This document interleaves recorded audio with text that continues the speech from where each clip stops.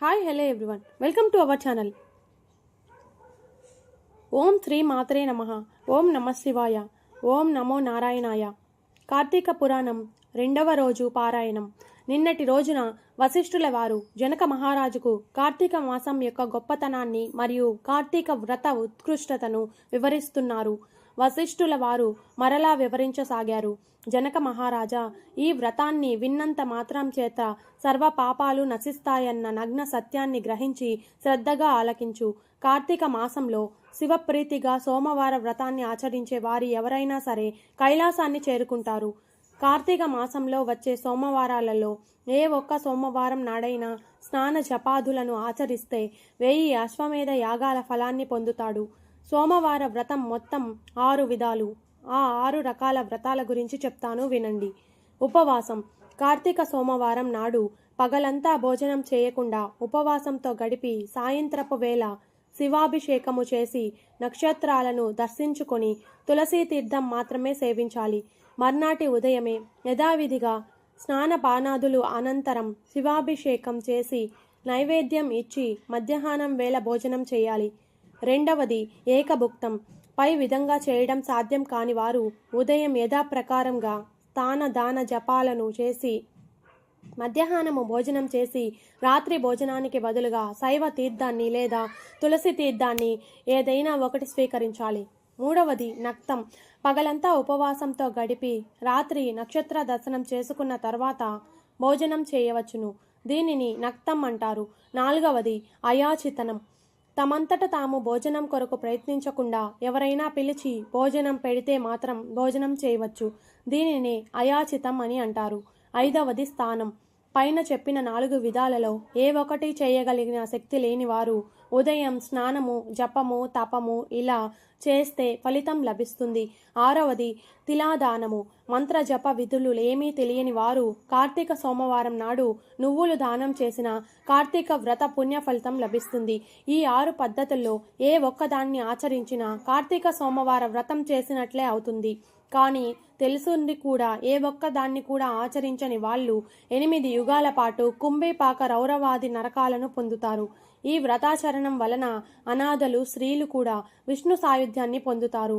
కార్తీక మాసంలో వచ్చే ప్రతి సోమవారం నాడు పగలు ఉపవాసం చేసి రాత్రి నక్షత్ర దర్శనం చేసుకున్న తర్వాతనే భోజనం చేయాలి. ఆ రోజు మొత్తం భగవంతుని ధ్యానంలో గడిపే వాళ్ళు తప్పనిసరిగా శివ సాయుధ్యాన్ని పొందుతారు.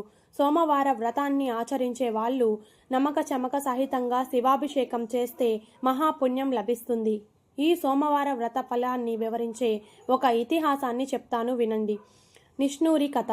పూర్వము ఒకానొక బ్రాహ్మణుడికి నిష్ణూరి అనే కూతురు ఉండేది. చూపరులను ఇట్టే ఆకర్షించే అందగత్తె ఆమె. ఎంతో విలాసంగా ఉండే ఆమెకు మంచి గుణాలు అబ్బలేదు. నిత్య కామకురాలుగా దుష్టగుణం కలదిగా 10 మంది నోళ్లలో నానుతూ ఉండేది. ఆమె ప్రవర్తనకు తగినట్లుగా కర్కస అని పిలిచేవారు. 10 మందిలో పరువు పోక ముందే నిష్ణుని బ్రాహ్మణుడైన మిత్రశర్మకు ఇచ్చి పెళ్లి చేసి చేతులు దులిపేసుకున్నారు ఆమె తండ్రి. సదాచారుడు, సద్గుణవంతుడు, సరసుడు అయిన మిత్రశర్మ భర్తగా లభించడం వలన నిష్ణూరికి పట్టపగ్గాలు లేకుండా పోయాయి. ఆమె ఆడింది ఆటగా, పాడింది పాటగా జరగసాగింది. ఆమె రోజు భర్తను తిడుతూ కొడుతూ అవమానించసాగింది. అయినప్పటికీ కూడా తన వంశానికి మాయని మచ్చ వస్తుందనే భయంతో చిత్రహింసలన్నింటినీ భరిస్తూ కాలం వెళ్లబుచ్చసాగాడు మిత్రశర్మ. నిష్ణూరి ఎందరో పరపురుషులతో అక్రమ సంబంధాలు పెట్టుకొని భర్త ఎదుటే రాసక్రీడను కొనసాగిస్తూ భర్తని అత్తమామలను నిర్లక్ష్యం చేస్తూ పరుషపు మాటలతో చిత్రహింసలను గురిచేసేది. కొంతకాలానికి నిష్ణూరి మనస్సు కోరికెల గుర్రంలా హద్దుల్ని దాటింది. ప్రతిరోజు ఆమెను అనుభవిస్తున్న విటుడు ఆమె మనస్సులో విషబీజాన్ని నాటాడు. మన సుఖానికి అడ్డుగా ఉన్న నీ భర్తను ఎలా అంతమొందిస్తావో ఆలోచించు అని అంటూ ఆమె మనస్సులో విషబీజాన్ని నాటాడు ఆ విటుడు. బాగా ఆలోచించి ఒక నిర్ణయానికి వచ్చిన నిష్ణూరి ఆ రాత్రి నిద్రపోతున్న భర్త శిరస్సు మీద పెద్ద బండరాతితో మోది అతన్ని ప్రాణాలను తీసింది. అంతటితో ఆగక తానే స్వయంగా భర్త శవాన్ని మోసుకొని వెళ్లి ఒక పాడుబడిన బావిలోనికి పడేసింది. ఇదంతా గమనించిన ఆమె అత్తమామలు ఆమెకు భయపడి ఊరు వదిలి పారిపోయారు. ఇక అడ్డు అదుపు లేకపోవడంతో కామంతో కళ్ళు మూసుకుపోయి ఎందరో పరపురుషులతో నిత్యము రాసక్రీడలలో తేలియాడసాగింది. కాలగమనంలో అనేక సంవత్సరాలు గడిచిపోయాయి. నిష్ణూరి బలం యవ్వనం తగ్గిపోయింది. శరీరం శుష్కించింది. రకరకాల జబ్బులు సోకాయి. విటుల రాకపోకలు తగ్గిపోయాయి. ఎవరికి వారు ఆమెను అసహించుకోసాగారు. తనకంటూ తన వారంటూ ఎవరూ లేకుండా ఒంటరిగా మిగిలిన నిష్ణూరి చివరికి తినడానికి తిండి, కట్టుకోవడానికి బట్ట కూడా, ఉండడానికి ఇల్లు కూడా, పలకరించేవారు ఎవరూ లేక నడి రోడ్డు మీద పడి చనిపోయింది. శవాన్ని దహనం చేసేవారు కూడా కరువయ్యారు. యమదూతలు వచ్చి నరకానికి తీసుకుని వెళ్లారు. యమధర్మరాజు దుర్భరమైన శిక్షలు అమలు చేశాడు. భర్తని విస్మరించి పరపురుషులతో అక్రమ సంబంధం పెట్టుకున్న పాప ఫలితంగా మండుతున్న ఇనుప స్తంభాన్ని కౌగలింపచేశాడు. భర్త తలని బండరాతితో బద్దలు కొట్టినందుకు ముండ్ల గదలతో ఆమె తల చిట్లేటట్లు మోదించాడు. భర్తని దూషించినందుకు, కొట్టినందుకు, తన్నినందుకు ఆమె పాదాలను పట్టి కఠిన శిలలకేసి బాధించాడు. సీసం గాచి చెవులలో పోయించాడు. తర్వాత కుంభిపాక నరకానికి పంపించాడు. ఆమె పాపాల ఫలితంగా ఆమె ముందు 10 తరాల వాళ్ళు, ఆమె వెనుక 10 తరాల వాళ్ళు మొత్తం ఆ కుంభిపాకంలో పడి కుమిలిపోసాగారు. అలా నరకాన్ని అనుభవించిన తరువాత 15 సార్లు కుక్కగా జన్మించింది నిష్ణూరి. 15వ సారి కళింగ దేశంలో పుట్టి ఒకానొక బ్రాహ్మణ గృహంలో శునకంగా ఉండేది. సోమవార వ్రత ఫలితం చేత కైలాసం చేరిన శునకం కాలం గడుస్తూ ఉండగా కార్తీక మాసం వచ్చింది. ఒక కార్తీక సోమవారం నాడు ఆ ఇంట బ్రాహ్మణుడు పగలంతా ఉపవాసం ఉండి నక్షత్ర దర్శనానికి ముందు శివాభిషేకం నిర్వర్తించి నక్షత్ర దర్శనం చేసుకొని నక్త స్వీకారానికి సిద్ధపడి ఇంటి బయట బలిని విడిచిపెట్టాడు. ఆ రోజు ఆహారం లభించక పస్తుపడి ఉన్న కుక్క ప్రదోష సమయమున ఆ బలి అన్నాన్ని భుజించింది. బలి భోజనం తర్వాత దానికి పూర్వజన్మల స్మృతి కలిగింది. ఓ బ్రాహ్మణుడా, నన్ను రక్షించమని మనిషిలాగా మాట్లాడింది. దాని మాటల్ని విని ఆశ్చర్యంతో బయటకు వచ్చాడు బ్రాహ్మణుడు. నీవేమీ తప్పు చేశావు, నిన్ను ఎలా రక్షించాలో చెప్పు అని అంటూ అడిగాడు బ్రాహ్మణుడు. ఓ బ్రాహ్మణోత్తమ, నేను పూర్వజన్మలో విపరీత బుద్ధులు కలిగిన కామక వనితను. కామంతో కళ్ళు మూసుకుపోయి వీటిండితో జతకట్టి నా భర్తను నేనే హతమార్చాను.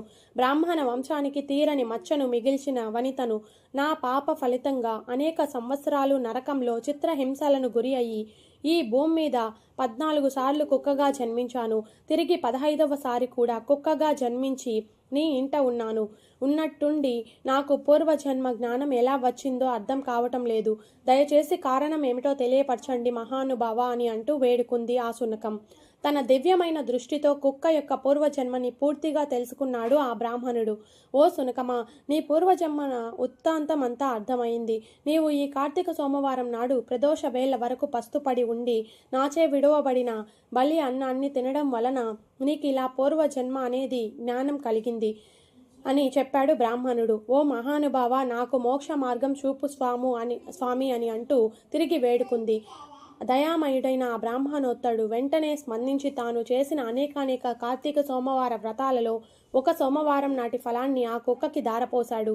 వెంటనే ఆ కుక్క తన శునక దేహాన్ని విడిచిపెట్టి ఒక దివ్యమైన స్త్రీ శరీరధారి అయి పితృదేవత సమన్వితయై కైలాసంకు చేరింది. అంతటి ఫలితాన్ని ఇవ్వగలిగేదే ఈ కార్తీక సోమవార వ్రతం అని చెప్పారు వశిష్ఠుల వారు. 2వ రోజు కార్తీక పురాణ పారాయణం సమాప్తం. ఈ వీడియో కనుక మీకు నచ్చినట్లయితే లైక్ చేసి అలాగే షేర్ చేయండి. మరిన్ని ఇలాంటి ఇంట్రెస్టింగ్ వీడియోల కోసం నా ఛానల్ని సబ్స్క్రైబ్ చేసుకోండి. Thank you for watching.